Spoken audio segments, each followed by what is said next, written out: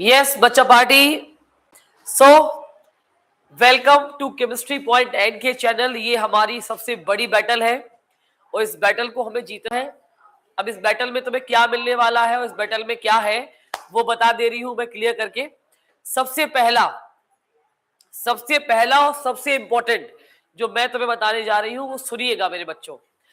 कहानी ये है, मैंने 4 सेट बनाए थे, set A, set B, set C, set D. जो कहानी 12th आईएससी में मैम ने करी, सेम कहानी मैम 12th सीबीएसई में लेके आई है तुम्हारे लिए। यही चीज लेके आई है, सेम बैटल लेके आई है, सेम कहानी लेके आई है आपके लिए। अब कहानी ये हुई कि मैंने 4 सेट बनाने के बाद एक इजी प्रैक्टिस पेपर प्रहार का यूट्यूब पर डाल दिया था, 1 day before of the examination of ISC I am talking about. But what will happen, बच्चों ने वो 4 सेट पर ध्यान नहीं दिया। उनको सोचा कि हम क्यों बाय करें, हम क्यों खरीदें, और मैम जो प्रहार का जो लास्ट में पेपर देंगी बस वो पढ़ के चले जाएंगे। और ना ही उन्होंने हमारे वन शॉट्स देखे। मतलब उन बच्चों ने ना ही प्रॉपर रोड मैप फॉलो किया, है ना। रोड मैप का मतलब था कि एटलीस्ट उनको पूरे पूरे वन शॉट, फिजिकल का जो मैंने रिलीज किया, ऑर्गेनिक का जो मैंने रिलीज किया और इनऑर्गेनिक का जो मैंने रिलीज किया, ये वन शॉट कम से कम देखना तो बनता था ना यार। एक बार देख लेते वन शॉट, नहीं देखा भाई, ठीक है। सेट भी नहीं खरीदे तो पढ़े नहीं। सेट खरीदने के बाद सेट खरीद भी लिए तो ए बी सी डी रखे हुए हैं, मैम का 11 बजे पेपर लॉन्च हुआ उसको देख रहे हो आप। अब आपको ये लग रहा है कि उसमें से पूरा पेपर आ जाए, नहीं बेटा, वो तो एक प्रैक्टिस पेपर टाइप का था। इसमें 5 या 6 क्वेश्चन मैक्सिमम मुझे मालूम था कि हाँ ये 5-6 क्वेश्चन फंसेंगे उसमें से। तो रोड मैप जिन बच्चों ने प्रॉपर फॉलो किया उनके रिव्यू यूट्यूब पर डले हुए हैं, इंस्टाग्राम पर डले हुए हैं। केमिस्ट्री पॉइंट एनके के चैनल पे आप जाइए, आपको 10th सीबीएसई के कल के रिव्यू मिल जाएंगे। बच्चा मुस्कुराता हुआ सेंटर से बाहर निकला, मैथ्स का गम भूल गया। सेम मैं चाहती हूं तुम भी 28 तारीख को मुस्कुराकर निकलो, अपना गम भूल जाओ। जो फिजिक्स में तुमने सोचा, जो फिजिक्स में तुम्हारे साथ हुआ कि भैया कुछ क्वेश्चन ऐसे निकल गए बाउंस होके, बाहर निकल गए बाउंस होके, वो ना निकले। तो मैंने आज एक कहानी क्या करी कि 4 सेट में से जिसकी सबसे ज्यादा प्रोबेबिलिटी है आने की, चांसेस है आने के, वो उठा के तुम्हारे सामने रिलीज कर दिया। ये है प्रहार 2.0 का लेवल 1 जो तुम्हारे सामने मैंने रिलीज कर दिया आज, और मैं पढ़ाने जा रही हूं तुमको ये पेपर पूरा का पूरा। जब सीबीएसई का 28 तारीख को पेपर आएगा, मैं ये दम भर रही हूं इतने बड़े प्लेटफॉर्म पे खड़े होके, मेरे प्यारे बच्चों, अगर तुमने लाइफ में कुछ अच्छा किया होगा, पूरे साल कुछ अच्छा किया होगा, तो ये रील, इसकी रील या इसकी वीडियो अट रैंडम अचानक तुम्हारे पास शेयर होके आ जाएगी, या स्क्रॉल कर रहे होगे यूट्यूब के ऊपर तो टाइप कर रहे होगे तो तुम्हारे सामने आ जाएगी। क्योंकि मैं जानती हूं तुम्हारे सीबीएसई क्लास 12th के 3 सेट जब आएंगे, set A, set B, set C, उन तीनों में इसके क्वेश्चन होंगे जो मैं पढ़ाने जा रही हूं, तुमको दिखाने जा रही हूं। सेट मतलब ये मान के चलो ये वो प्रहार 2.0 का लेवल है जो मैं तुम्हारे सामने रिलीज कर रही हूं। रात 9 बजे तुम्हारे यूट्यूब पर ये अपलोड हो जाएगी वीडियो। जैसे ही 9 बजे वीडियो अपलोड हो जाएगी, आपको बिल्कुल टूट के इसकी प्रैक्टिस करनी है। बिना प्रैक्टिस करे आज सोना नहीं है। ये आज आप अपना प्रण बना लीजिए कि 26 फरवरी का ये प्रण है, मैम का ये पूरा पेपर सॉल्व करके याद करके ही मैं सोऊंगा, वरना मैं नहीं सोऊंगा। मेरे को इसको 2 बार 3 बार पढ़ना पड़े मैं पढ़ूंगा, लेकिन सिर्फ इस पेपर के भरोसे मत बैठना। बार बार मैं कह रही हूं, आपको मेरा वन शॉट फॉलो करना पड़ेगा। मैंने कल आप लोगों को 7 बजे ऑर्गेनिक का एनसीईआरटी बेस्ड, पीवाईक्यू बेस्ड पूरा वन शॉट का सेशन लिया था। आपका पूरा ऑर्गेनिक केमिस्ट्री मैंने वाइंड अप किया था, सीबीएसई एनसीईआरटी बेस्ड। पहले आपको वो वन शॉट देखना है मेरे बच्चे, पहले आप वो वन शॉट देखिए। वन शॉट देखने के बाद आज एक फिजिकल केमिस्ट्री का वन शॉट मैं लेने जा रही हूं सेम टाइम पे 7 बजे।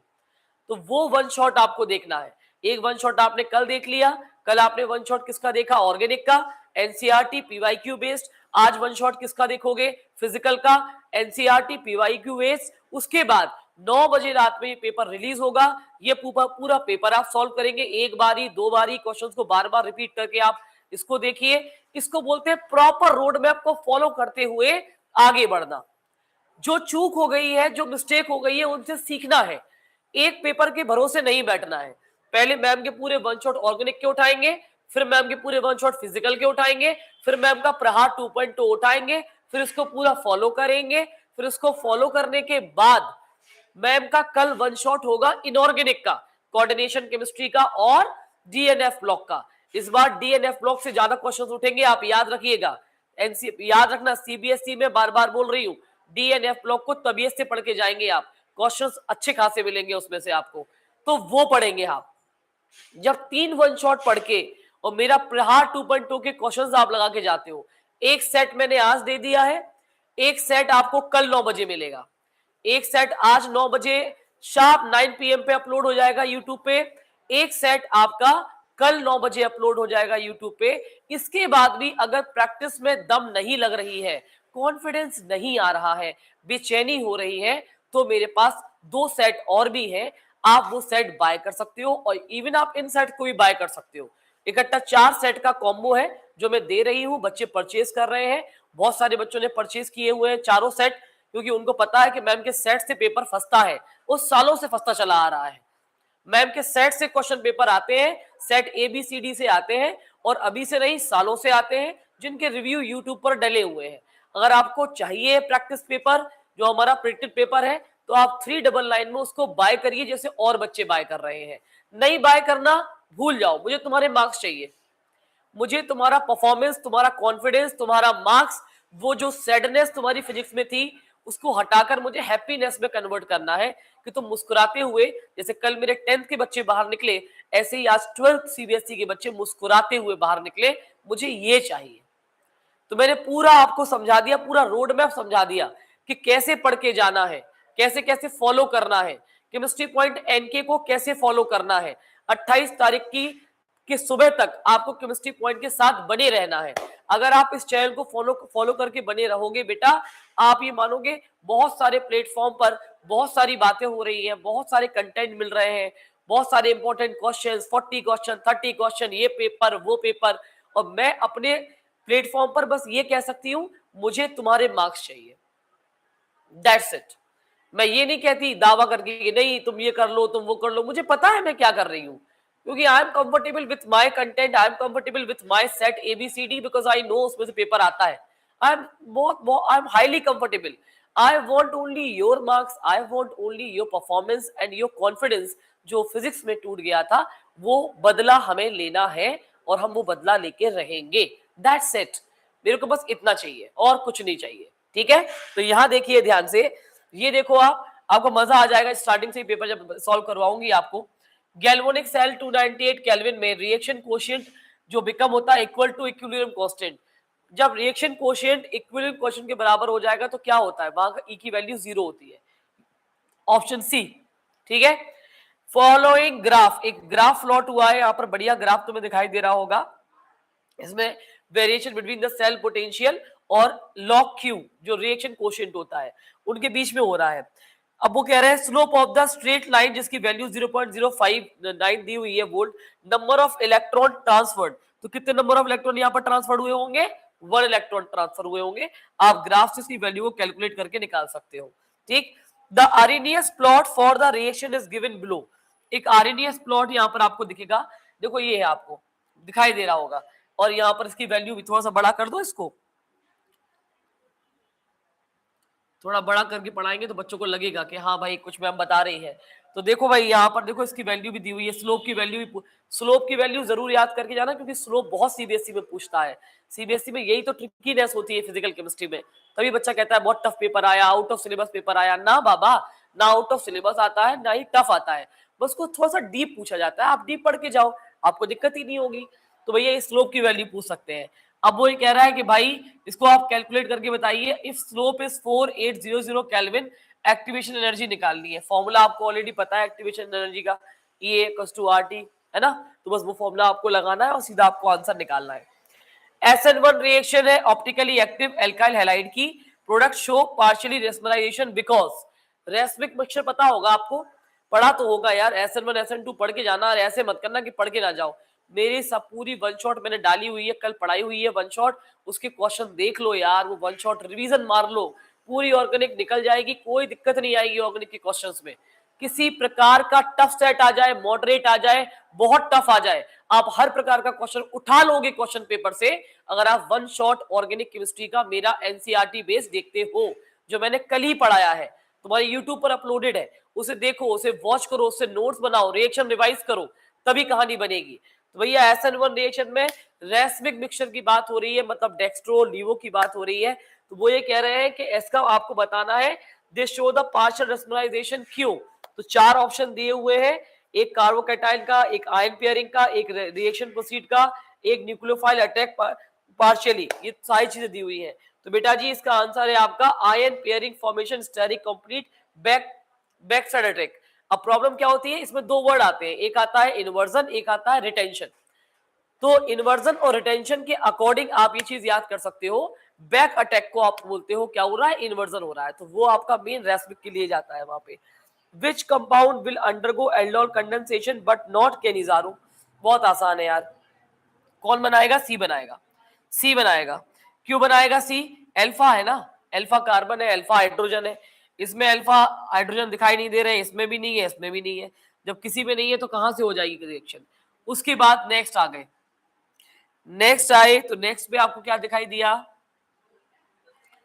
ठीक है। अब एक और क्वेश्चन था पीछे छूट गया है, उसको और कर लेते हैं। ये क्वेश्चन, हाँ, why is para nitrophenol more acidic than phenol. बहुत प्यारा क्वेश्चन है बेटा, बहुत प्यारा क्वेश्चन है। अभी इसके मैंने और क्वेश्चंस भी डाले हैं ऑर्गेनिक केमिस्ट्री में। पैरा ग्रुप जो नाइट्रो ग्रुप जो होता है वो इलेक्ट्रॉन रिलीजिंग, आपको पता होगा ना, 2 तरीके के ग्रुप होते हैं, इलेक्ट्रॉन विड्रॉइंग और इलेक्ट्रॉन रिलीजिंग। तो ये इलेक्ट्रॉन विड्रॉइंग टेंडेंसी रखता है, तो उस चक्कर में यहाँ पर आप पढ़ेंगे तो एक इफेक्ट बढ़ा देता है, -I और -R को बढ़ा देता है। तो बी इसका ऑप्शन है, इसको रट लेना। एसिडिक मीडियम में 1 मोल KMnO4 ऑक्सीडाइज होता है Fe मतलब फेरस से फेरिक में। तो भैया वो बता रहे हैं नंबर ऑफ मोल्स बताओ। तो जब नंबर ऑफ मोल्स कैसे निकलते हैं, जितने नंबर ऑफ इलेक्ट्रॉन वहां पर लूज और गेन होते हैं।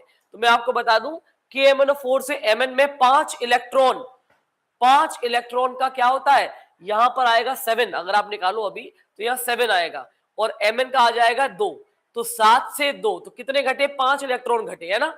तो 5 इलेक्ट्रॉन यहाँ पर घटते हैं नंबर ऑफ इलेक्ट्रॉन्स में, तो उसके अकॉर्डिंग आप 5 मोल इस तरीके से निकाल सकते हो। मैच करने के लिए कोलवे आ गई, रिमन टिम्मन, विलियमसन, HVZ। अब इनमें क्या करना है, अब इनमें वो कह रहा है ये ABCD को आपको देखना है और इसका सीक्वेंस निकालना है। जैसे कोलवे इलेक्ट्रोलिसिस में क्या बनेगा, फॉर्मेशन ऑफ सैलिसिलिक एसिड, बिल्कुल सही बात है। रिमन टिम्मन में क्या बनेगा, रिमन टिम्मन में बनेगा अल्फा प्रिपरेशन ऑफ ईथर, नहीं बनेगा, ठीक है। डिकार्बोक्सिलेशन कपलिंग कार्बोक्सिलेट आयन, ठीक है। आपका विलियमसन में क्या बनेगा, ईथर बनेगा, प्रिपरेशन ऑफ ईथर। HVZ में क्या बनेगा, अल्फा हेलोजन कार्बोक्सिलिक एसिड। अब आपने सबको लिंक कर दिया, लिंक करने के बाद ये पेयर बना के देंगे आपको, कुछ ऐसे पेयर आएगा तुम्हारे एग्जाम में, ऐसे कुछ ऑप्शंस आएंगे, तो उसमें आपको सही पेयर देखना होगा, कौन सा वाला पेयर सही जा रहा है, ठीक है। Octahedral complex has electronic configuration, जिसमें 5 इलेक्ट्रॉन भरे हैं बेटा, 5। अब याद रखना, इसको पढ़ाना पड़ेगा थोड़ा सा, नहीं पढ़ाएंगे तो दिक्कत होगी, इसको तो बताना पड़ेगा भैया। ऐसे है T2G में वो कह रहा 5 इलेक्ट्रॉन, और यहाँ EG में वो कह रहा 0। अब 5 इलेक्ट्रॉन है और लो स्पिन कॉम्प्लेक्स है, और लो स्पिन वाले कौन होते हैं बेटा, जो स्ट्रॉन्ग फील्ड लिगेंड होते हैं, जो स्ट्रॉन्ग होते हैं, जैसे साइनाइड, जैसे साइनाइड। तो ये क्या करेगा, 5 इलेक्ट्रॉन भरने हैं तो ये नीचे अपना ही भराएगा, ऊपर जाएगा नहीं, पहले ये अपना पिट्टू भरेगा। जो मजबूत आदमी, जो स्ट्रॉन्ग आदमी, वो पहले अपना पेट भरता है। तो 5 इलेक्ट्रॉन में 1 2 3 4 5, कितने नंबर ऑफ अनपेयर्ड इलेक्ट्रॉन बचा, 1। तो वही कहानी है, वो पूछ रहा है इसमें बताइए आंसर क्या होगा, तो आंसर है B, number of unpaired electron कितना आएगा, 1 आएगा। प्रिपरेशन ऑफ K2Cr2O7 में क्रोमेट और लिया जाता है, इसका कलर चेंज होता है from yellow to orange during, क्यों होता है, क्योंकि एसिडिफिकेशन होता है सोडियम क्रोमेट का, ये आप याद रखना, एसिडिफिकेशन करते हैं आप, सोडियम क्रोमेट लेते हैं, सल्फ्यूरिक एसिड डालते हैं, उसको बोलते हैं एसिडिफिकेशन। बेसिक स्ट्रेंथ बतानी है अमोनिया की, मिथाइलामाइन की, 2 डिग्री की, 3 डिग्री की, बहुत आसान है। Steric hindrance, plus I effect, solvation, सब इकट्ठे घुस जाते हैं इसमें। अमाइन में सारे इकट्ठे घुस जाते हैं। जब इकट्ठे घुस जाते हैं सबसे ज्यादा 2 डिग्री का, देन 1 डिग्री का, देन 3 डिग्री का, देन अमोनिया का। तो 2 डिग्री वाला बैलेंस होता है भैया। 2 डिग्री वाला अमाइन क्या होता है? बैलेंस होता है, प्लस आई के अकॉर्डिंग भी, स्टेरिक हिंड्रेंस के अकॉर्डिंग भी। तो 2 degree, 1 degree, 3 degree ammonia, 2 degree, 1 degree, 3 degree ammonia. ठीक है, ऐसा आप लगा सकते हो। आ जाओ आगे।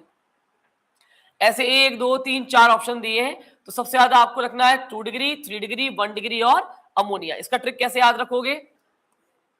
213 अमोनिया, इसको आप याद रखोगे, 213 अमोनिया। ठीक, 213 अमोनिया। अब यहीं पर मिथाइल अमाइन की जगह अगर इथाइल अमाइन आ जाता तो थोड़ा सा चेंज हो जाता यहां पर क्या? 231 अमोनिया। बस इथाइल अमाइन अगर कार्बन बढ़ेगा तो 213 की जगह 231 याद रखना। ठीक है, 0.1 एसिटिक एसिड सोल्यूशन में आप क्या कर रहे हो? डिग्री ऑफ डिसोसिएशन निकालना है। तो क्या है भैया, अब एसिटिक एसिड में पानी मिला रहे हो तो आयनाइजेशन क्या होगा भैया? बढ़ेगा। वीक इलेक्ट्रोलाइट में जब पानी मिलाओगे, डाइल्यूशन करोगे तो नंबर ऑफ आयन बढ़ेंगे, तो इंक्रीज होगी conductivity. Standard electron reduction zinc का दिया हुआ है मोर नेगेटिव देन कॉपर, सही बात है। जिंक मोर नेगेटिव है तभी तो हाईली रिएक्टिव है। जितना ज्यादा नेगेटिव होगा उतनी अच्छी रिएक्टिविटी होगी, ये आपने ऑलरेडी पढ़ा हुआ है। कॉपर लेस रिएक्टिव है। जिंक क्यों रिएक्टिव है? रीजन वो ये दे रहा है क्योंकि पूरा भरा रहता है। गलत है यार, पूरे भरे रहने से रिएक्टिविटी का क्या मतलब है? इसका मतलब है ए सही है, बी सही नहीं है। सी वाला option, A is true, B is false. उसके बाद the assertion is true and reason is incomplete in zinc. अच्छा, उसका रीजन भी दे दिया इन्होंने प्रॉपर आंसर के साथ। अगर आपको दिक्कत करे तो आप रीजनिंग भी पढ़ सकते हो। ठीक है, चलो भैया। Aldehyde are more reactive than ketone towards nucleophilic addition. जब न्यूक्लियोफाइल अटैक करने जाता है कार्बोनाइल के ऊपर तो एल्डिहाइड और कीटोन दोनों ही मिलते हैं, तो कहते हैं एल्डिहाइड ज्यादा रिएक्टिव होता है इन कंपेयर टू कीटोन। ऐसा क्यों? क्योंकि स्टेरिक हिंड्रेंस बाबू, स्टेरिक हिंड्रेंस। प्रॉब्लम आप ये देखो, क्योंकि क्या होता है कीटोन में दोनों तरफ बल्की ग्रुप लगे हुए हैं, दोनों तरफ मिथाइल ग्रुप लगे हुए हैं, तो कहीं ना कहीं उसे जगह नहीं मिल पाती। लेकिन अगर मैं फॉर्मेल्डिहाइड बोलूं, अगर मैं एस्टेल्डिहाइड बोलूं, तो वहां इजीली वो अटैक कर जाता है। तो क्वेश्चन क्या दे रहा है? Ketone have two alkyl group which steric hindrance. सही बात है, मतलब असर्शन रीजन दोनों ही सही रहेंगे। Transition metal ion are generally coloured. ठीक है, coloured arises due to d transition involving absorption of visible light. एकदम एप्रोप्रिएट आंसर है, एकदम, क्योंकि अनपेड इलेक्ट्रॉन्स होते हैं, डी ट्रांजिशन वहां पर होता है तो डिफरेंट डिफरेंट लाइट एब्जॉर्ब हो जाती है, इस वजह से कलर्ड आयन बनाते हैं। The molar conductivity of weak electrolyte increase sharply on dilution. ठीक है, degree of ionisation of weak electrolyte increase dilution. दोनों बातें एकदम करेक्ट है। पानी मिलाओगे वीक इलेक्ट्रोलाइट की नंबर ऑफ आयंस बढ़ेंगे, जिसकी वजह से डाइल्यूशन पे इफेक्ट बढ़ने लगेगा। असर्शन और रीजन दोनों ही सही जा रहे हैं। चलो, ये अब कुछ आंसर आ गया है यहाँ पे। अबे थोड़ा बड़ा कर दें इसको, थोड़ा और बड़ा। चलो, aldehyde and benzaldehyde not reduce Tollens reagent. अच्छा, only one undergo aldol condensation, identify the compound of experiment structure. अच्छा, ये क्वेश्चन पीछे रह गया है, ये क्वेश्चन तो पीछे रह गया है। थोड़ा सा इसको ऊपर किया जाए तब तुम्हें क्वेश्चन पढ़ने में आएगा। चलो, when phenol is treated with carbon dioxide under following the acidification of major product। अरे बाबा, अगर फिनॉल में आप कार्बन डाइऑक्साइड मिला रहे हो, मैं बार बार कह रही हूं, कल का वन शॉट पढ़ाया है जो मैम ने ऑर्गेनिक का एनसीईआरटी बेस्ड, कृपया करके वो सारी नेम रिएक्शन, वो सारे पीवाईक्यू एनसीईआरटी बेस्ड जो मैंने कल पढ़ाए हैं, कृपया करके पूरा वन शॉट जरूर देख लें। सारे ऑर्गेनिक के क्वेश्चंस बनने लगेंगे, कोई भी टफ नहीं लगेगा आपको। ठीक है, तो भैया ये तो कोलवे वाली रिएक्शन है, चलो ठीक है। Name the reaction, Kolbe reaction. Why is suitable direction directed prominent to the ortho position instead of meta. कि ये वाली ऑर्थो होती है, ये वाली मेटा होती है और ये वाली पैरा होती है। तो यहाँ सुटेबल क्यों होता है? क्योंकि जब रीअरेंजमेंट होता है ना, तब यहाँ बड़े इजीली प्रोसेस हो जाती है। लिखा है ना, OH ग्रुप एक्टिवेट करता है रिंग एंड डायरेक्ट करता है सब्स्टिट्यूएंट को। तो ऑर्थो पैरा पोजीशन पे आपका प्लस आर बढ़ेगा, ऑर्थो प्रोडक्ट स्टेबलाइज हो जाता है इंटरमोलिकुलर हाइड्रोजन बॉन्डिंग के द्वारा। शायद आपने पढ़ा हो, नहीं पढ़ा हो, लेकिन चलो पढ़ा देते हैं बेटा, याद कर लो उसको, बढ़िया चीज है। Phone, phone, what is phone? Phone का मतलब है हाइड्रोजन बॉन्डिंग।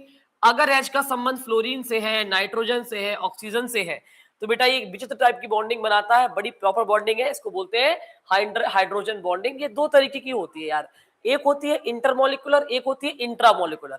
इंटरमोलिकुलर जब दो मॉलिक्यूल के बीच में हो, अल्कोहल के अंदर है, पानी के अंदर है, दैट इज इंटरमोलिकुलर। इंट्रामोलिकुलर एक ही मॉलिक्यूल के अंदर होती है, जैसे मैं बना के दिखा देती हूँ तुम्हें, जैसे मैं बना के दिखा देती हूँ तुम्हें, ये फिनॉल है, ये NO2 है, तो यहां पर जो बन जाएगी ना, इसको बोलते हैं इंट्रामोलिकुलर हाइड्रोजन बॉन्डिंग। ठीक, और दिया है aldehyde and benzaldehyde does not reduce Tollens reagent. क्यों नहीं करता टॉलरेंस रिएजेंट? क्योंकि अल्फा हाइड्रोजन नहीं होता ना यार, लैक ऑफ अल्फा हाइड्रोजन होता है। अब किसी के और में एक क्वेश्चन ऐसे करके आ सकता है, बेंजिल्डिहाइड टू बेंजाइल अल्कोहल बनाना है without affecting aromatic ring. Aromatic ring को कोई फर्क नहीं पड़ना चाहिए जब आप ये कन्वर्जन कर रहे हो। तो बेटा बेंजिल्डिहाइड से, पहली बात तो बेंजिल्डिहाइड का फॉर्मूला याद हो, तब तो बेंजाइल अल्कोहल की बात मैम करेगी। तभी मैम कह रही है कल का पूरा वन शॉट देख लो, बार बार कह रही है कल का वन शॉट देख लो, ये तो तुम पेपर पढ़ रहे हो। इसकी मैक्सिमम प्रोबेबिलिटी है तुम्हारे CBSE में 3 सेट आएंगे, उन सारे सेट में इसके क्वेश्चंस तुम्हें भरमार मिलेंगे, भर भर के मिलेंगे, कुछ तो डिट्टो ही मिलेंगे आपको वहां पे जाके। तो ये तो वो पढ़ा रही है, लेकिन इसको भी करने के लिए आपको वन शॉट से जाना पड़ेगा। अगर आप वन शॉट से जाओगे तो आपसे पेपर करना और इजी हो जाएगा, आप और इजी वे में पेपर को कर लोगे, 2.5 घंटे पेपर निपटा दोगे। लेकिन अगर सिर्फ पेपर के भरोसे रहे और वहां वन शॉट्स नहीं देखे तो दिक्कत हो जाएगी, फिर मेरे चारों सेट किसी काम के नहीं है। क्योंकि मैं तो दावा करती हूं, मेरे वन शॉट देख लो, 4 सेट लगा लो, उसके बाद सुबह बस जिस भगवान को मानते हो उसका नाम लेके थैंक्स टू यूनिवर्स पहले से ही बोल दो, पहले से सिग्नल दे दो यूनिवर्स को कि मेरा पेपर बहुत अच्छा गया, बहुत अच्छा गया। फिजिक्स से तो मच मच मच बेटर गया, सारे क्वेश्चंस मेरे से बन गए, मैंने जो 2 दिन में पढ़ाई करी है, रिवीजन किया है, वो सारा का सारा फंस गया। लेकिन ये कब होगा? जब चारों सेट लगाओगे, मेरे सेट ABCD, और तीनों वन शॉट पढ़ोगे, ऑर्गेनिक का, फिजिकल का, इनऑर्गेनिक का। जब ये पूरा करके जाओगे तो तुम, जैसे मैं तुम्हें बोल रही हूँ ना, रिलैक्स्ड कंफर्ट जोन में, ऐसे ही पेपर के हॉल में बैठोगे और बढ़िया पेपर करके आओगे, मस्त पेपर। ठीक, तो देखो भाई, बेंजिल्डिहाइड से बेंजाइल अल्कोहल बनाने के लिए करना क्या होगा? कुछ नहीं करना होगा।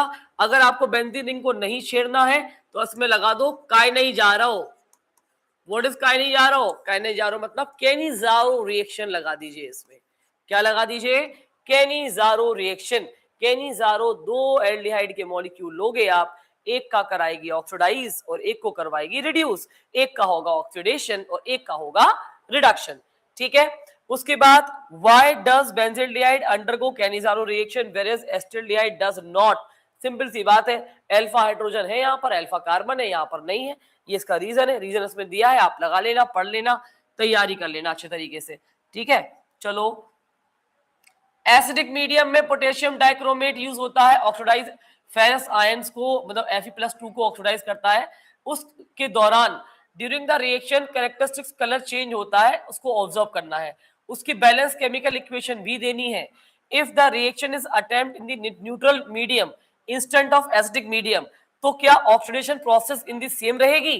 कितना प्यारा क्वेश्चन है, कितना प्यारा। मैंने आज भी कहा, दोबारा कह रही हूं बेटा, डी ब्लॉक को, D block, D and F block से ज्यादा पूछा जाएगा आपके 2026 के पेपर में। सेट ए हो, सेट बी हो, सेट सी हो, हर पेपर में आपको डी एफ ब्लॉक से बढ़िया भरमार क्वेश्चन मिलेंगे।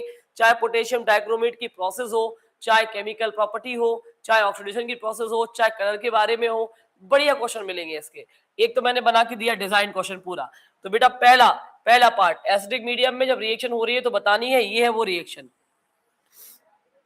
ये है रिएक्शन भाई, ये है पूरी रिएक्शन। कैसे याद करेंगे, तरीका भी बता रही हूं, बहुत अच्छा तरीका है। फेरस को फेरिक में कन्वर्ट करना है, Fe+2 को Fe+3 में कन्वर्ट करना है। ठीक है, 7 पानी 14 हाइड्रोजन। कैसे याद करोगे? 7 2 14 होता है ना, 7 पानी 14 हाइड्रोजन, 7 पानी 14 हाइड्रोजन। फेरस का फेरिक में कन्वर्जन 7 पानी 14 हाइड्रोजन, अपने आप बैलेंस हो जाएगी रिएक्शन ऑटोमेटिकली, कुछ नहीं करना तुम्हें। उसके बाद आप देखिए बी वाला, if the reaction is attempt, अगर ये न्यूट्रल मीडियम में होती है तो प्रॉब्लम आती है। रीजन क्यों आती है? क्योंकि चेंज ऑफ इलेक्ट्रॉन जो होते हैं न्यूट्रल मीडियम में वो उतने नहीं होते जितने एसिडिक मीडियम में जाता है ऑक्सीडेशन नंबर। ये इसका रीजन है, इसको रट लेना, पढ़ लेना बच्चे, ठीक है। चलो भाई ये देखो, अब explain why cell potential become equilibrium. हाँ ये क्वेश्चन तो पीछे दिया है, तो पहले तो हम क्वेश्चन दिखा दें आपको। ये दिया है क्वेश्चन, देखो क्वेश्चन क्या दिया है। For the galvanic cell Zn/Zn+2, इसका कॉन्सेंट्रेशन दिया है 1 और यहाँ कॉन्सेंट्रेशन कितना दिया है 0.01, ठीक है। अब ये देने के बाद आगे वाला पेपर में आ गया है, वो देखो आगे क्या पूछा है इन्होंने। Explain why the cell potential become 0 at equilibrium, क्यों हो जाता? पहली बात तो आपको पहले रिएक्शन कोएफिशिएंट निकालो। ये रिएक्शन कोएफिशिएंट कैसे निकालोगे? आपको पता है, प्रोडक्ट अपॉन रिएक्टेंट को अपन करेंगे, डिवाइड करेंगे, तो प्रोडक्ट और रिएक्टेंट की अपन वैल्यू जब रखेंगे तो ये वैल्यू आएगी 100 यहाँ पर लगभग। तो अब आपको ये तो मालूम है जीरो कब हो जाता है, जब ये इक्विलिब्रियम कंडीशन पे आ जाए। ये कब जीरो होता है ई सेल? जब वो इक्विलिब्रियम पे आ जाता है। सेम कहानी है, इक्विलिब्रियम पे आएगा Nernst equation, E cell zero जब हो जाती है, जब रिएक्शन कहाँ होती है? इक्विलिब्रियम पर रीच करती है, तब ऐसा होता है। आपको प्रोवाइड करे हैं 2 कलरलेस लिक्विड, एक एल्कोहल का एक फिनॉल का, और वो कह रहे हैं इनको कैसे डिस्टिंग्विश करेंगे। अरे यार कुछ नहीं करना, कल की स्लाइड जाके देखना है, कल का वन शॉट जाके देखना है। ऑर्गेनिक का क्या पढ़ाया था मैम ने? न्यूट्रल फेरिक क्लोराइड डालो फिनॉल में, वॉयलेट कलर आएगा। आ गया वॉयलेट कलर। 2 अमाइन है, एनिलीन और इथाइलमाइन। क्या होगा? एनिलीन में क्या डालो? नाइट्रस डालो, नाइट्रोजन गैस बाहर निकल जाएगी। और इथाइलमाइन में क्या होगा? ये इसमें डालोगे एनिलीन में, ये दे देगा बीडीएक्स, ये बीडीएक्स देगा। कल ही पढ़ाई है, भयंकर क्वेश्चन करवाए हैं मैंने अपने वन शॉट ऑफ ऑर्गेनिक में, बढ़िया भर के क्वेश्चंस करवाए हैं। बीडीएक्स बनेगा एनिलीन से, द प्रोसेस नोन एज डाईएज़ोटाइजेशन। लेकिन भैया इथाइलमाइन तो नहीं करेगा, इथाइलमाइन नाइट्रस के साथ नाइट्रोजन गैस को बाहर निकाल देगा। ये टेस्ट है, इसके आंसर्स भी यहाँ दिए हैं, आप आंसर्स की गो थ्रू भी आप जा सकते हो, ठीक है। मैंने सबके आंसर्स लिए लाई थी कि मुझे पता था कि अगर टाइम नहीं होगा तो मेरे बच्चों के पास कम से कम सी सेक्शन के क्वेश्चंस पे अगर हम लोग आते हैं तो कुछ ग्राफ टाइप के क्वेश्चन आपको मिल सकते हैं। अगर ऐसा ग्राफ कल आ गया, देखो स्लोप दिया है बेटा, स्लोप को ढंग से याद करके जाना। अगर ग्राफ टाइप का क्वेश्चन मिल गया यहाँ पर, identify the order of the reaction, justify the graph, तो बेटा ये कौन सा ऑर्डर ऑफ द रिएक्शन वाला ग्राफ आता है? तुम्हें पता है ये फर्स्ट ऑर्डर का ग्राफ है। कौन सा? ये आपका लॉग A0/A वर्सेस टाइम का स्ट्रेट लाइन ग्राफ है, जिसका स्लोप आता है K/2.303। Derive the integrated rate equation. अब इंटीग्रेटेड रेट इक्वेशन मैंने आपको कईयों बार आपको पढ़ाई और बताई।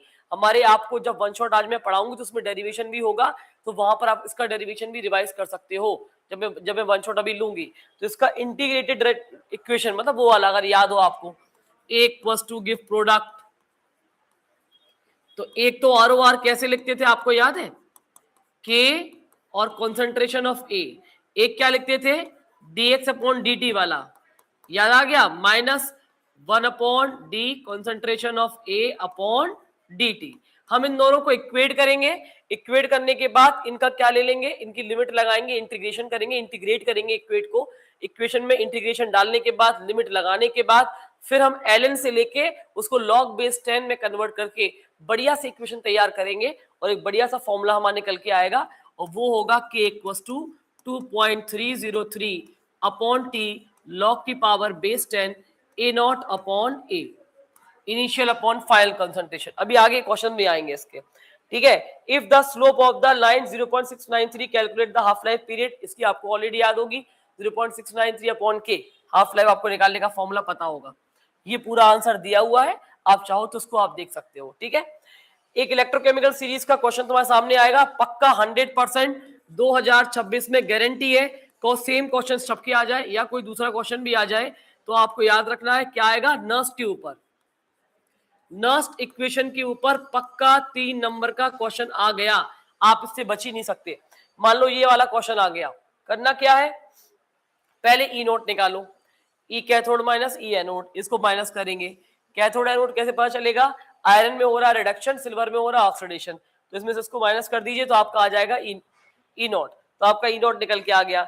Calculate the E nought cell, cathode minus anode, write the overall reaction. इसकी ओवरऑल रिएक्शन लिखनी है तो लिखी दोगे, कोई बड़ी बात नहीं है। अगर दिक्कत आ रही है तो मैं एक बार बता दे रही हूं कैसे जाएगी ओवरऑल रिएक्शन।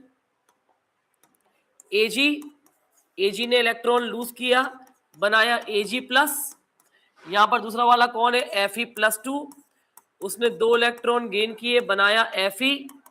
अब इतना बनाने के बाद की कहानी क्या आ गई, कहानी ये आ गई, इलेक्ट्रॉन तो बैलेंस नहीं है, यहाँ 2 का मल्टीप्लाई होगा, सब जगह 2 लगा देना, 2 से 2 इलेक्ट्रॉन कट जाएंगे।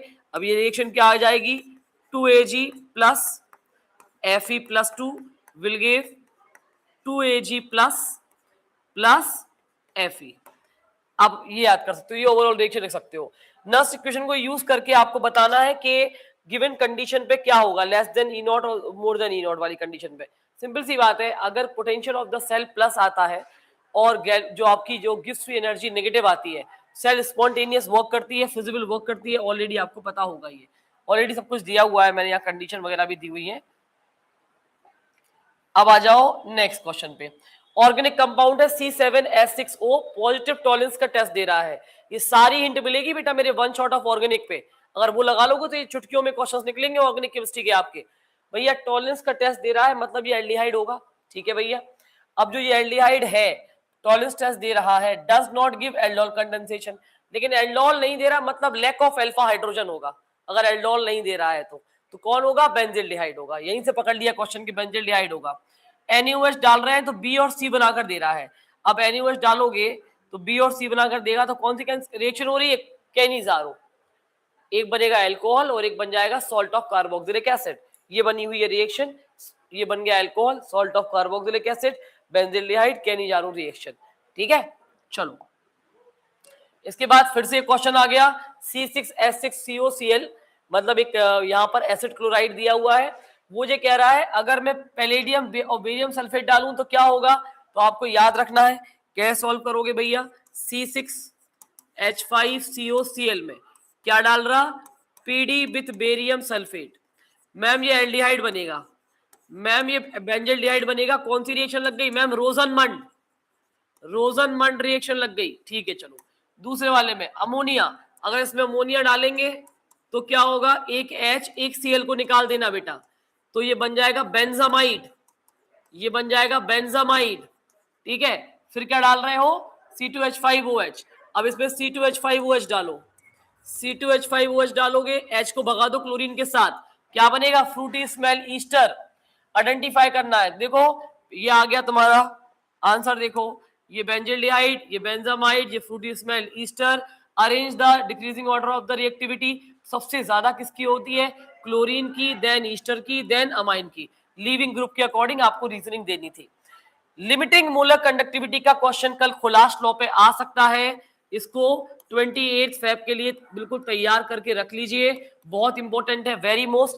खुलास लॉ में मान लो सोडियम क्लोराइड की कंडक्टिविटी दे दी, HCl की दे दी कंडक्टिविटी, और सोडियम एसीटेट की दे दी। अब वो आपसे कह रहे हैं एसिटिक एसिड की निकालो। करना क्या है, आपको इसमें से चाहिए एसिटिक एसिड और इसमें से चाहिए H, मतलब इन दोनों को जोड़ना है और इसको माइनस मार देना है, NaCl को माइनस कर दो। सेम कहानी, दो को जोड़ के इसको माइनस मार देंगे, अपनी limiting molar conductivity of acetic acid निकल आएगी। उसके बाद क्या निकालना है, कैलकुलेट द, अब लिमिटिंग मोलर कंडक्टिविटी निकलने के बाद 0.01 पर आपको क्या निकालनी है, कंडक्टिविटी। अच्छा कप्पा दिया हुआ है, कप्पा निकालने के बाद डिग्री ऑफ डिसोसिएशन मांग रहा है, तो डिग्री ऑफ डिसोसिएशन के लिए क्या किया आपने, यहां पर लिमिटिंग मोलर कंडक्टिविटी निकाल के रख ली, कितनी है, इतनी है, निकाल ली। ये आपने निकाल ली है लिमिटिंग मोलर कंडक्टिविटी, डन। और यहां से आपने फॉर्मूला लगाया, कौन सा फॉर्मूला लगाया मैम, बड़ा सस्ता फॉर्मूला है, कैपेम बराबर kappa into 1000 upon molarity. Ma'am kappa की वैल्यू दी हुई है 1.65 into 10 to the power minus का 4, 1000। मोलरिटी भी दी हुई है मैम हमको 0.01। यहां से हम क्या निकालेंगे, मोलर कंडक्टिविटी। और अब हम अल्फा का फॉर्मूला लगाएंगे, अल्फा बराबर क्या होता है बेटा, मोलर कंडक्टिविटी जो आपने कैलकुलेट करी है वो divide by limiting molar conductivity जो आपने यहां निकाली है, इन दोनों को डिवाइड कर दीजिए, अल्फा निकल आएगा, ठीक है। सीधा सा कहानी है, अल्फा निकल आएगा। अगर यही अल्फा से वो तुमसे के निकलवा लेते, इक्विलिब्रियम कांस्टेंट, तो भी डरना नहीं है, C alpha square upon 1 minus alpha. अगर बहुत डीप में गए तो अल्फा के बाद वो तुमसे ये निकलवाएंगे, ठीक है, के निकलवाएंगे। तो के से भी डरना नहीं, जब लिमिटिंग मूलक कंडक्टिविटी अपन को आती है, मूलक कंडक्टिविटी अपन को आती है, तो अपन अल्फा निकाल लेंगे, और अल्फा निकालेंगे तो के तो वैसे ही निकाल लेंगे ना, कोई बड़ी बात नहीं है। तो ये वाला क्वेश्चन आप करके जाना, प्रैक्टिस का बढ़िया बेहतरीन क्वेश्चन है, अच्छा क्वेश्चन है। उसके बाद explain the following, name reaction in one equation, Reimer Tiemann Hofmann Gabriel phthalimide, तीनों रिएक्शन तुम्हें याद करनी है, घोट घोट के पी के रख लो, 4 बार लिखो, 5 बार लिखो, 6 बार लिखो। याद नहीं हो रही, मेरी ऑर्गेनिक वाली उस पे जाओ, वन शॉट पे जाओ, वहां मैंने ट्रिक भी दी हुई है, याद भी कराई हुई है, उसको देखो और याद करो, ठीक। कॉम्प्लेक्स दिया है CONH3 का होल 4 Cl2Cl। अब इसमें वो मांग रहा है डिटरमाइन द ऑक्सीडेशन नंबर, देख के समझ में आ रहा है 3 होगा यार। अमोनिया 0, ये अपना हो गया 3, -1 होता क्लोरीन का 3। Right the hybridisation geometry D2sp3, कैसे पता, ऑक्टाहेड्रल कॉम्प्लेक्स दिखाई दे रहा है और ये आपका स्ट्रॉन्ग लिगेंड में पेयरिंग कराएगा, जब पेयरिंग कराएगा D2sp3 जाएगा, ठीक है। D2sp3 की ज्योमेट्री क्या होती है, ऑक्टाहेड्रल, ये दिया हुआ डायग्राम, ठीक। चलो इसके बाद आएगा ज्योमेट्रिकल आइसो, अच्छा उनके अगर ज्योमेट्रिकल आइसोमर्स ही पूछ लेंगे तो 2 बनेंगे, सिस एंड ट्रांस। अब ये कुछ ऐसे आ जाएंगे क्वेश्चन अगर सामने आ गए, क्योंकि बहुत बहुत प्रिडिक्ट हो रहा है ये, बहुत बार मैं बता रही हूं, एसिडिक ऑर्डर पूछा जा सकता है इंक्रीजिंग और डिक्रीजिंग का, तो आपको करके जाना है इसका क्वेश्चन। फिनॉल, पैरानाइट्रोफिनॉल और पैरामिथॉक्सीफिनॉल, इनको आपको लगाना है इंक्रीजिंग ऑर्डर में। किसमें लगाना है, इंक्रीजिंग ऑर्डर में। अब एसिडी का इंक्रीजिंग ऑर्डर के लिए क्या करोगे, जितना ज्यादा लीविंग ग्रुप रहेगा, तो क्या होगा, यहां पर देखो जो नाइट्रो वाला ग्रुप है, जो नाइट्रो वाला ग्रुप रहेगा वो कैसा होता है, इलेक्ट्रॉन विदड्रॉइंग, खींचने वाला, तो -R और +R को बढ़ाएगा। तो देखो यहाँ पर ये आपका सामने आ गया, फिर फिनॉल, उसके बाद मिथॉक्सी। अब दूसरा क्वेश्चन देखो, क्लोरोबेंजीन, बेंजाइल क्लोराइड और इथाइल क्लोराइड, इसमें अगर आ गया तो कौन जीतेगा मैम, क्लोराइड ग्रुप, अच्छा इलेक्ट्रॉन विदड्रॉइंग ग्रुप है। फिर पहले आ गया बेंजाइल क्लोराइड, फिर आ गया आपका इथाइल क्लोराइड, फिर आ गया आपका क्लोरोबेंजीन। उसके बाद अगर आपके सामने आ गया क्या, बेसिसिटी का ऑर्डर पूछ लिया, एनिलीन में, मिथाइलामाइन में, 2 डिग्री में, कौन जीतेगा, 2 डिग्री, फिर 1 डिग्री, फिर एरोमेटिक वाला। अगर एलिफेटिक एरोमेटिक अमाइंस आता है तो किसका बेसिक ऑर्डर ज्यादा होता है, एरोमेटिक का कम होता है, एलिफेटिक का ज्यादा होता है। अगर मिथाइलामाइन में आएगा तो कोड मैंने बताया है 213, इथाइलामाइन में आएगा तो कोड बताया है 231, रट लेना, 213 231। एरोमेटिक एलिफेटिक में किसकी औकात ज्यादा होती है, बेसिटी में एलिफेटिक की औकात ज्यादा होती है, एरोमेटिक की कम होती है। अब आगे बढ़े, एक पैसेज वाले क्वेश्चन तुम्हारे डी सेक्शन में आएंगे, तो उनको भी आप देख लीजिए। इस तरीके से बड़े बड़े क्वेश्चन तुम्हारे सामने आ सकते हैं, तो डरना नहीं, केस स्टडी बेस्ड क्वेश्चन आएंगे, लॉन्ग क्वेश्चन आएंगे, तो घबराना नहीं बिल्कुल। आपको ये पूरी केस स्टडी दी हुई है कार्बोनाइल कार्बन के ऊपर, एरोमेट जो आपके कार्बोनाइल कंपाउंड होते हैं इलेक्ट्रोफिलिक नेचर के होते हैं, एल्डिहाइड कीटोन कौन सी रिएक्शन देते हैं, न्यूक्लियोफिलिक एडिशन रिएक्शन देते हैं, और उसमें OH ग्रुप भी प्रेजेंट रहता है। वो कह रहे हैं aldehyde generally prepared control oxidation से, प्राइमरी अल्कोहल से कीटोन बनते हैं 2 डिग्री अल्कोहल से। The presence of alpha hydrogen atom influence the reactivity of the carbonyl group. Arrange the following compound, in compound को वो कह रहा है अरेंज करना है आपको, किसके ऑर्डर में, न्यूक्लियोफिलिक एडिशन में। तो मैम ने ट्रिक क्या दी थी, जितना इलाके में भीड़ भाड़ कम होगी उतना अच्छा न्यूक्लियोफाइल का एडिशन होगा, न्यूक्लियोफाइल उतने अच्छी तरीके से चिपकेगा। तो भीड़ भाड़ कहाँ कम दिख रही, पहले फॉर्मेल्डिहाइड में, फिर एस्टेल्डिहाइड में, उसके बाद आपका कीटोन में, उसके बाद आपका ये आपका आ जाएगा एरोमेटिक कंपाउंड। सिंपल। अब केमिकल टेस्ट बताओ एल्डिहाइड और कीटोन का, यार आइडोफॉर्म लगा दो, या एक काम करो फेलिंग्स और टॉलेंस लगा दो। एल्डिहाइड फेलिंग्स टॉलेंस देता है, कीटोन नहीं देता है। Why do carboxylic acid does not, ये नहीं देता है न्यूक्लियोफिलिक एडिशन, क्योंकि उसमें OH ग्रुप कनेक्टेड रहता है वहां पर। Aldehyde are generally more reactive than ketone, क्योंकि वहां पर लेस स्टेरिक हिंड्रेंस रहता है। Why are alpha hydrogen atom are aldehyde और कीटोन एसिडिक इन नेचर, क्योंकि उसमें लीविंग ग्रुप रहता है, इजीली वो H को निकाल सकता है। Right the product in the following, कुछ यहाँ पर प्रोडक्ट लिखने के लिए वो कह रहा है आपसे। ये देखो कुछ ऐसा क्वेश्चन भी, ये सारे आंसर जो मैंने बोले, जो मैंने आंसर्स बोले सारे यहाँ पर लिखे हुए हैं। प्रोडक्ट में अगर बात करेंगे, ये एल्डिहाइड है, NaOH डाल रहे हो, कौन सी लग रही है, कैनिजारो, एक बन जाएगा एल्कोहल, एक बन जाएगा एल्डिहाइड। ये कौन सी रिएक्शन है, अगर आप इसके ऊपर इथाइल बेंजीन पर ऑक्सीडाइजिंग रिएजेंट डालोगे तो क्या बनेगा, बेंजोइक एसिड बनेगा। अगर आप एसिड क्लोराइड के ऊपर PDPSO4 रोजनमंड रिडक्शन लगाओगे तो एल्डिहाइड बनेगा यहाँ पर, ठीक है। चलो आगे पढ़ो, देखो और भी क्वेश्चन, उसके आंसर्स भी यहाँ पर दिए हुए हैं। इलेक्ट्रिकल कंडक्टिविटी को लेकर एक एलईडी वाला क्वेश्चन मुझे बहुत बार बार दिख रहा था, तो मैंने वो एलईडी वाला क्वेश्चन डाल दिया। इसका सिंपल सा फंडा ये है कि जितना ज्यादा डाइल्यूशन करते हो उतनी ज्यादा कंडक्टिविटी बढ़ती है। तो जो कलर वाला कहानी आती है इसमें, तो भाई कलर वाली कहानी कैसे आएगी, ग्रीन कलर की एलईडी है, रेड कलर की एलईडी है, तो किसकी कंडक्टिविटी ज्यादा होगी, जिसमें ज्यादा आयन फ्लो होंगे, ज्यादा इलेक्ट्रॉन फ्लो होंगे, उसकी कंडक्टिविटी उतनी ज्यादा होगी। उस व्याप पर ये पूरी एक एक्टिविटी क्रिएट करके एक क्वेश्चन बना दिया, केस स्टडी क्रिएट कर दी हमने यहाँ पर। और उस केस स्टडी को इस तरीके से इसका सोल्यूशन है, इलेक्ट्रोलाइट कंप्लीटेड आयनाइज के ऊपर ही डिपेंड करता है, थ्योरी वाला क्वेश्चन है। सेम उसके ही और में अगर छोटे फॉर्म में आया ये वाला क्वेश्चन, छोटे रूप में आया कंडक्टिविटी एलईडी वाला क्वेश्चन, तो कुछ ऐसे आएगा, इसको आप प्रिपेयर कर लेना। ठीक, अब आते हैं नेक्स्ट, लास्ट क्वेश्चन आ गया है, 15 नंबर के क्वेश्चन है इसमें। ये भैया complete the following conversion, ethyl bromide से इथिन कैसे बनेगा, डिहाइड्रो हैलोजिनेशन लगा दो, कल पढ़ाया है मैंने, घोट घोट के बताया बच्चों को। टोलुइन से बेंजल्डिहाइड कैसे बनेगा, ऑक्सीडेशन कर दो KMnO4 डाल के, ठीक है। या टोलुइन पे बेंजल्डिहाइड बनाना, इटार्ड लगा दो, क्या लगा दो, इटार्ड, यहां लगा दो इटार्ड,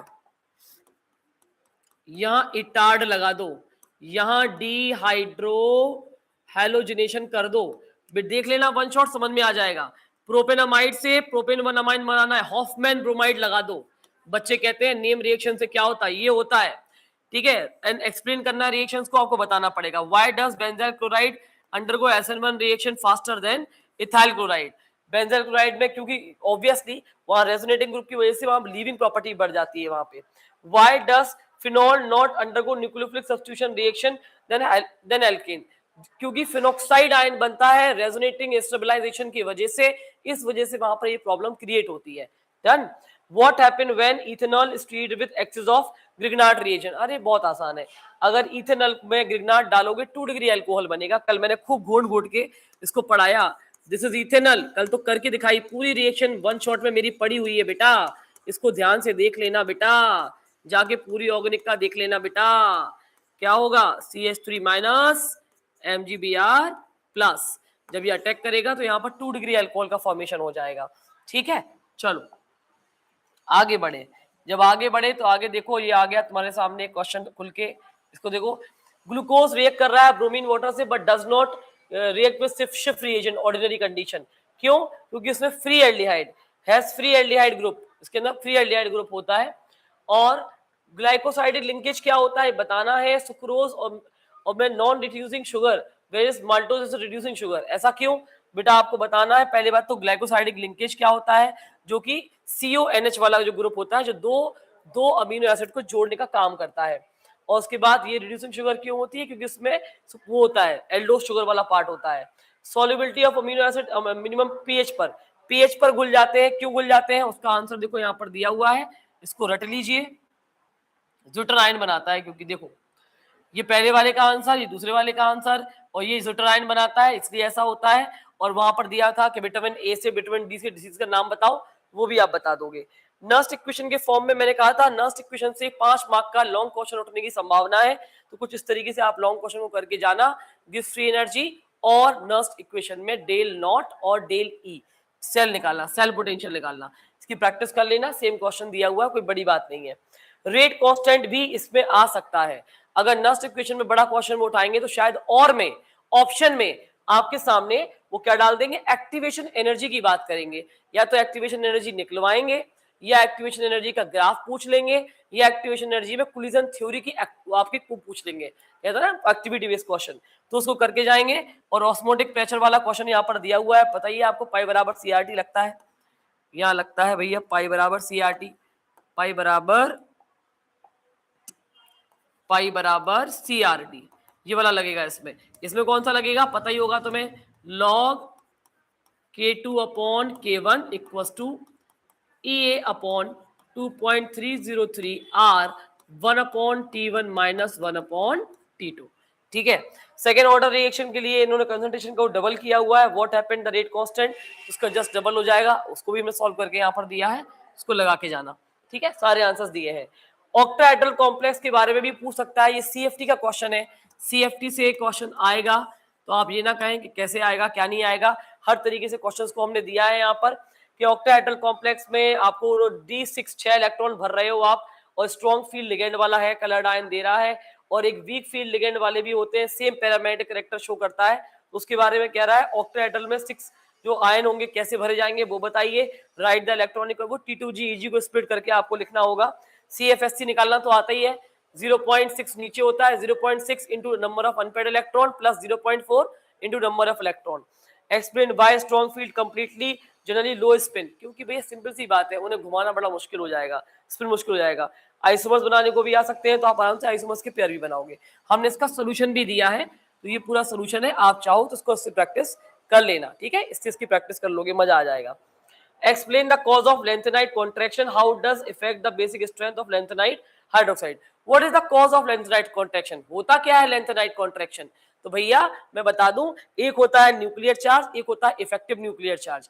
तो जो इफेक्टिव न्यूक्लियर चार्ज होता है और न्यूक्लियर चार्ज होता है, तो पुअर शील्डिंग वहां पर आ जाती है। पुअर शील्डिंग का मतलब होता है एक जो अंदर वाले इलेक्ट्रॉन होते हैं, बाहर वाले इलेक्ट्रॉन तक पापा का प्यार नहीं पहुंचने देते हैं, न्यूक्लियस का अट्रैक्शन नहीं पहुंचने देते हैं, एक शील्ड का निर्माण कर देते हैं। उस शील्ड के निर्माण में अगर वो पुअर रहेगा, अगर पुअर शील्डिंग बनाएंगे तो पापा का प्यार पहुंच जाएगा, और पापा का प्यार पहुंचेगा तो अट्रैक्शन होगा, तो एटम श्रिंक हो जाएगा। तो बहुत सारे डी ब्लॉक के एलिमेंट्स की एटॉमिक रेडियाई लगभग सिमिलर होने लगती है, उसे लैंथेनाइड कॉन्ट्रैक्शन के नाम से जाना जाता है।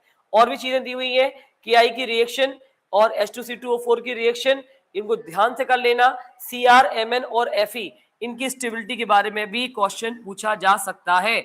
KI तो आयोडीन में जाएगा, ये CO2 में जाएगा, रट लेना। KI से निकलेगी आयोडीन, इससे निकलेगी CO2, और ये दिया है ना K, तो देखना पोटेशियम का भी सल्फेट बनेगा, क्रोमियम का भी सल्फेट बनेगा, यहाँ पोटेशियम का भी सल्फेट बनेगा, मैग्नीज का भी सल्फेट बनेगा। तो ऑटोमेटिकली बच्चे के दिमाग में रिएक्शन तो बन गई, पोटेशियम का सल्फेट, मैग्नीज का सल्फेट, CO2 और पानी। ऐसे पोटेशियम का सल्फेट, क्रोमियम का सल्फेट, आयोडीन एंड पानी, फिर बैलेंस करना, हिट एंड ट्रायल लगाओ, बैलेंस कर डालो, आराम से हो जाएगा, ठीक है। उसके बाद आपका आया, ये आपका सोल्यूशन दिया हुआ है पूरा का पूरा। और लास्ट नॉट द लीस्ट मेरे बच्चों, ये मेरा टाइम हो गया है आपका 1 शॉट ऑफ फिजिकल का, तो मैं आपको देने जा रही हूँ 1 shot of physical. Don't miss the class, 1 shot of physical की पूरी क्लास अटेंड करिएगा। पूरी क्लास अटेंड करके आप देखिएगा कि अगर आपने 1 शॉट ऑफ ऑर्गेनिक पूरा फॉलो किया मैम का, जितने भी CBSE वाले बच्चे डरे बैठे हैं, सहमे बैठे हैं, अगर वो 1 शॉट पूरा करा, फॉलो करा, फिर 1 शॉट फिजिकल का फॉलो किया, और ये मेरा प्रहार 2.0 लेवल 1 लगा लिया, पूरी तरीके से रट लिया, घोट लिया, अगर तो आधी टेंशन तो आज ही खत्म हो जानी है। कल 27 तारीख तक तो टेंशन रहनी ही नहीं है, बिल्कुल रहनी नहीं है। आधी टेंशन तो आप आज खत्म करके